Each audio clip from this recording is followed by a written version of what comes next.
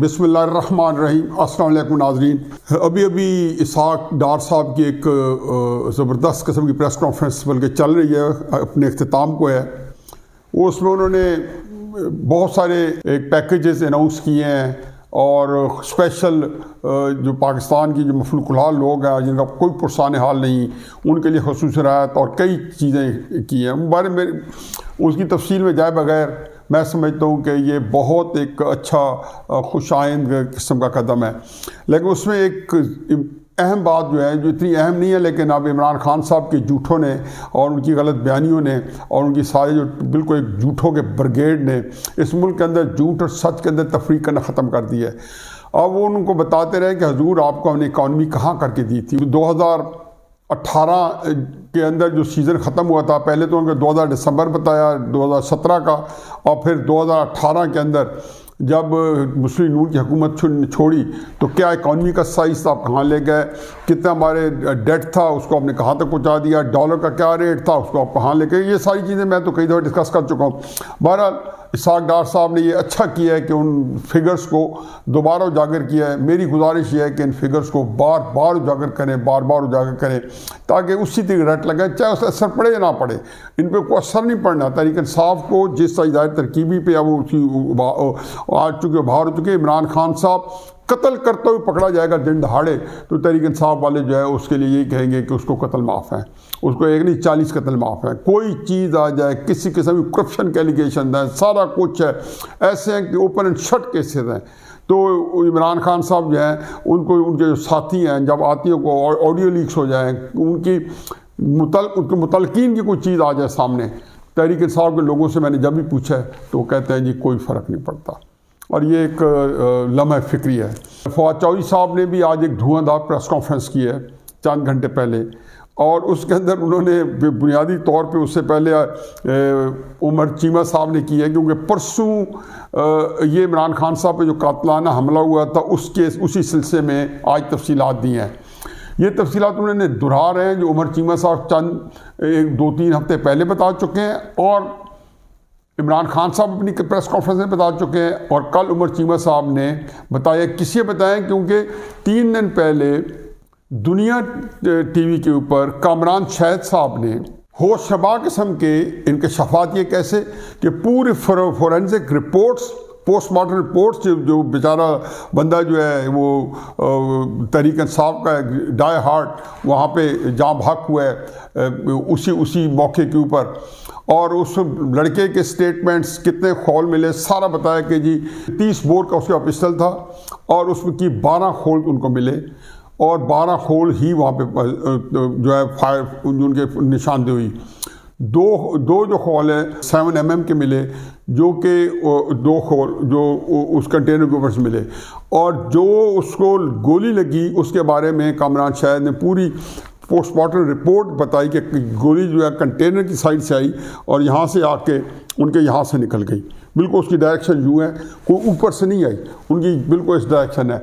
और सारा बता दिया कि उसके सारी चीज़ें उन्होंने, और साथ एक उन्हें एक्सपर्ट बिठाया हुआ था जैसे उस सारी चीज़ों की तफसीलात बताई। ये बातें जो है जब कामरान शाह ने बताई तो पूरे मुल्क में एक तहलका मचा दिया, और उसमें पीटीआई जो है मुख्तलिफ झूठा प्रोपेगेंडा कर रही थी। अभी वो यही चाहते हैं कि लोग झूठ पे यकीन कर लें और सच को सुनने से इनकारी रहें। एक पीटीआई ने एक ऐसा अपने इर्द गिर्द घेरा तैयार कर रखा है, सच जो है वो उनके कानों तक पहुंच ही नहीं सकता, और झूठ जो है उसके अंदर वो बिल्कुल उनको तालीफ कल्ब देता है, कुछ ज़हनी जिस्मानी दिली सुकून देता है। बहरहाल उन्होंने जब सारी सूरत बताई, फवाद चौधरी साहब बता रहे कि 3 अतराफ से फायरिंग हुई, जबकि जो फोरेंसिक रिपोर्ट आई है कामरान शाह साहब के मुताबिक 2 ही तरह से फायरिंग हुई। एक नीचे से हुई जो लड़का पकड़ा गया है, 10 खोल और भी मिले, 12 और 2 जो जहाँ पे जुर्म हुआ है सरजद हुआ है वहाँ पे मिले, और एक जुर्म की साइड से लहदा वो लड़के ने बाद में डिफाइन के बताया कि मैं एक दिन पहले 10 फायर करके प्रैक्टिस की निशाने की उसी पिस्टल से। चुनाचे उस जगह से जाके भी मिले तो वाकई वहाँ 10 खोल पड़े थे, वहाँ भी वो भी इकट्ठे किए, तो 24 उनको जो है उनके खोल मिले हैं गोलियों के, जिसमें से 2 7 mm की जो के ऊपर गार्ड से जिनके पास बंदूकें थी, और सारी चीज़ निशानदेही हो चुकी है। ये कुछ कहते रहे, असल में एक और यहाँ पे बहरान है। इमरान खान साहब को भी यही इन्होंने बताया होगा और उनका दिल भी चाहता होगा यही बताएं, क्योंकि वहाँ पे इमरान खान साहब को कोई सच बचाने वाला बंदा, सही तरीके से चीज़ों को सामने लाने वाला बंदा कोई मौजूद ही नहीं है। ये मुमकिन ही नहीं है कि इमरान खान साहब को कोई बंदा जाके सही सच सूरत हाल बनाए। ना किसी में जुर्रत है, ना उनमें इमरान खान साहब में जो है सुनने की जो है वो एक जज्बा है। वो ऐसी चीज़ों को सुनने से भी इनकारी है, बल्कि उनको गुस्सा आ जाता है और वो उल्टा मुद्दा सुनाने वाले पे डाल देते हैं। तो चुनाचे सारे लोग कहते हैं कि इसको चलने दें, लेकिन इससे हट के उन्हें और दिलचस्प बातें की। उन्हें कहा जी डीपीओ जो है, यानी कि ज़ाहिर वो कह रहे थे कि डीपीओ जो है शामिल तशवीश नहीं हो रहे, तो कौन मना कर रहा है? अब ये फवाद चौधरी साहब जो है, हजूर ये आप ही के तो ननिहाल मना कर रहे हैं, जिनके दर पे आपने सारी ज़िंदगी गुजारी है, जिनको आप सारी ज़िंदगी आपके अंदर तल्लकात उन लोगों से ज़्यादा रहे हैं, मुशर्रफ साहब के टाइम से लेके आज तक, और इमरान खान साहब से या पीपल्स पार्टी से या काफ लीग से तल्लकात वाजबी रहे हैं। आपकी जो तरजीहात में जो तल्लकात थे वो आपके सियासी तल्लकात भी हुई थे और आपके ज़ाती तल्लकात भी हुई थे। तल्लकात क्या एक तरफा ही होते हैं, क्योंकि आपने हर सूरत में को यकीन दिलाना होता है कि हम आपके लोग हैं। अब ये दिलचस्प प्रेस कॉन्फ्रेंस कि पूछते हैं कि डीपीओ कौन रोक रहा है, तो आप बता देते। इमरान खान साहब ने तो किसी ज़माने में नाम लिया था, अब वो उससे भी चालू हो गए हैं, क्योंकि हमेशा चालू हो जाते हैं। वो हर दफ़ा 35 पंक्चर उन्होंने नजम स्टेटी पे बताए थे कि 2013 के इलेक्शन में उन्होंने 35 पंक्चर लगाए थे, और 3-4 साल बाद हर जलसे में तकरीरें करके, हर जगह उनके खिलाफ प्रोपेगेंडा करके हंस के कह रहे हैं वो तो जी एक सियासी बयान था। भाई आप लोगों के ऊपर गलीज गंदी ज़ुबान इस्तेमाल करें, आप लोगों को गालियाँ दें, इलेक्शन कमीशन को गालियाँ दें, कि जजेस को गालियाँ दें, आप किसी को ना छोड़ें, इल्ज़ामात लगाएं, झूठे इल्ज़ामात लगाएं, अपने सच्चे वाक़यात से आप इनकारी हों। आप जिन लोगों को आज आप नापसंदीदा अफराद में आ चुके हैं, जहांगीर साहब या अलीम खान साहब, इनकी आप गवाहियाँ देते रहें। आज आप फ़ारूक की गवाही दे रहे हैं, आरिफ नकवी की गवाही दे रहे हैं, हर वो करप्ट आदमी जो आमिर कियानी है जिसने दवाइयों के बहुत बड़े स्कैंडल मुलविस है, उसकी आप गवाही देते फिर रहे हैं, वो आपका जिगर जान है। तो ये इमरान खान साहब जो हैं वो तो जिसको कहना चाहिए कि कभी किसी से कुछ सच उन्होंने सुना नहीं है, झूठ को तनवीज देनी है और हर वो बात करनी है जो उसका कोई तल्लक नहीं है। चुनाचे ये अब उन्होंने इमरान खान साहब ने फिर नाम लेते हैं, फिर नाम लेने से इनकार कर देते हैं, लोगों को बदनाम करते हैं, लोगों को गालियाँ देते हैं, फिर उसके बाद उनके जो है वाक़या गुजर जाता है या सामने सच आ जाता है तो फौज को भी कह देते हैं मैं मानता हूँ कि आपने साजिश नहीं की। कहाँ मेरी की मरासला, कहाँ कह दिया मैं मानता हूँ कि आपने साजिश नहीं की थी, लेकिन आप रोक तो सकते थे। चुनाचे ये जो है उन्होंने डीपीओ साहब को कहा कि जी आपको कौन रोक रहा है। फवाद चौधरी साहब ने आज प्रेस कॉन्फ्रेंस में कहा, हजूर आप ये कह देते ना कौन रोके, मैं ये कह रहा हूँ आप ये कहना चाहते हो कि एस्टेब्लिशमेंट रोक रही थी। पंजाब में चीफ मिनिस्टर आप कहे उसको निकाल दें, हिम्मत करें।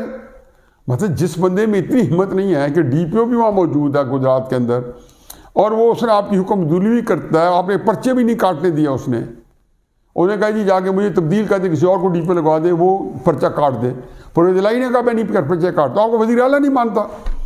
असल में फवाद चौधरी साहब ने इमरान खान साहब उसी तरह बेवकूफ़ बनाया जैसा सारी पार्टी ने, खुसूसन चौधरी परवेज़ इलाही ने उनको बेवकूफ़ बनाया हुआ है, इमरान खान साहब को मामू बनाया हुआ है। ये सारी चीज़ें प्रेस कॉन्फ्रेंस इमरान खान साहब के लिए थी ताकि उसको मज़ीद बेवकूफ़ बनाया जा सके। इन लोगों ने इन्हीं तस्वुराती ख़यालाती और मुबालगा अमेज़ बातों से और बेपर की बातों से ये सारा माहौल क्रिएट किया। इमरान खान साहब एक उसमें एक जिसको कहना चाहिए झूठ की एक जन्नत के अंदर रह रहे हैं और उसके अंदर वो अपना सारा नान नफका चल रहा है। बहरहाल कमरान शाह साहब ने बिल्कुल ब्लैक एंड वाइट में डॉक्यूमेंट्स के साथ FIR एंड फोरेंसिक रिपोर्ट्स वो सारी करके उन्होंने पूरा दिखा दिया। अब आप बिल्कुल अपने बेचारे लोगों को, मैं हमेशा कहता हूँ इमरान खान साहब जिन लोग आपके साथ हैं इन पे आपका बड़ा एहसान है कि आपने इनको साथ चलने के लिए जो है ये आपके साथ चल रहे हैं। एहसान आपके इनके, उनका नहीं है, इसलिए आप इनको धोखा दें। आप इन जो कुछ कर रहे हैं आप, ये सारे लोगों ने अपने साथियों को धोखा दे रहे हैं, क्योंकि आप लोगों की बातें आप तो किसी ने मानी नहीं है। ये आपको तब इंकशाफ होगा जब किसी इलेक्शन में जाएंगे, तब आप पता चलेगा कि ये जो लोग जो धोखा देने वाले जो दौलत शाह के चूहे थे जिनको आपने बना रखा था, वो बेचारे जो है यकदम पता चलेगा कि वो जो समझ रहे हैं ना कि हर तरफ हम ही हम हैं, पता चलेगा कहीं भी नहीं है।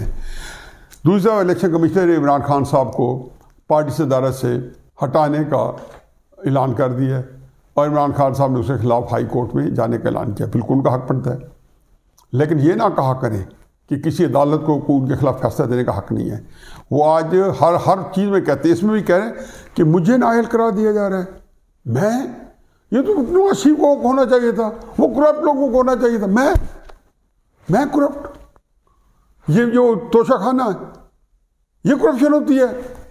रियाज मलिक से 250 मिलियन डॉलर केवस दे के पाकिस्तान के खजाने से पैसा, रियाज मलिक के खजाने में रियाज मलिक से 458 कनाल ज़मीन, और पता नहीं बनी गाला के अंदर कितनी कनाल ज़मीन फ़र्क होगी कि उनके पास।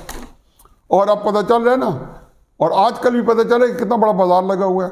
आपके अपने बंदे बता रहे हैं आपको कि चौधरी परवेज़ इलाही साहब और मुझसे मुन्ना सलाई साहब ने, और हर जगह पे वहाँ पे किस तरह करोड़ों के लेन देन हो रहे हैं। पूरे आपके वज़ीर आजकल चीख रहे हैं, और ये वज़ीर गुज़ार के वक्त में चीख रहे थे। आपको बताया गया था, इसी आर्मी चीफ ने जब DGI से इससे बताया तो करप्शन हुई है। मैं तो पॉपुलर लीडर हूँ, यानी कि नवाज शरीफ जो था ना, वो जूते चटकाते फिर रहा था जब आपकी कोई औकात नहीं थे। जब ISI लोगों को आखिरी इलेक्शन की रात में गिरफ्तार कर रही थी, नाअहल करार दे रही थी, जब लोगों को पकड़ पकड़ आपकी पार्टी में डाला जा रहा था, जब RTS को फेल किया जा रहा था, तो उस वक्त नवाज शरीफ को नाअहल करार दिया गया था, उसको जेल में डाल दिया गया था।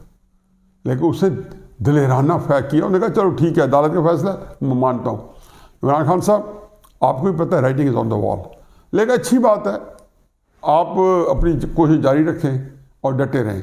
लेकिन ये जो है, ये सिर्फ जो आपको एक सीट पे जो नाअहल किया गया है, या एक जो कातलाना हमला किया गया है, इसका जो रिएक्शन था वो देख रहे थे। अब आपको पार्टी सदारत से भी जुज़ वक्ती नाअहल किया गया। अब भी असली काम जो है वो जल्द शुरू होने का है, जिसके अंदर आप के ऊपर केसेस भी नाअहली के ताहयात होंगे, जैसा नवाज शरीफ पे हुए हैं, और सज़ाएँ भी शायद उससे ज़्यादा खड़ी हों। सिर्फ थोड़े से वक्त इंतज़ार है। वमा अलैना इल्लल बलाग।